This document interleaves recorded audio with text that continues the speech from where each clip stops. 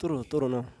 ሆኖም ብዙ ጊዜ ይዘሻቸው የምትቀርቢው ዜማዎች በአብዛኛው በዚህ ቅኝት ዙሪያ ብቻ የሚሰሩ ናቸው። አንቺ የቅኝት ላይ እና እንደዚህ ሌሎችንም ቅኝቶች ለመዳሰስ ብትሞክሪ የድምጽሽ የሌሎችንም ዜማ ማዘም ብቃትሽ እያደገ ይመጣል የሚል አስተያየት አለ እንጂ በአጠቃላይ የሰራሽው ስራ ጥሩ ነው።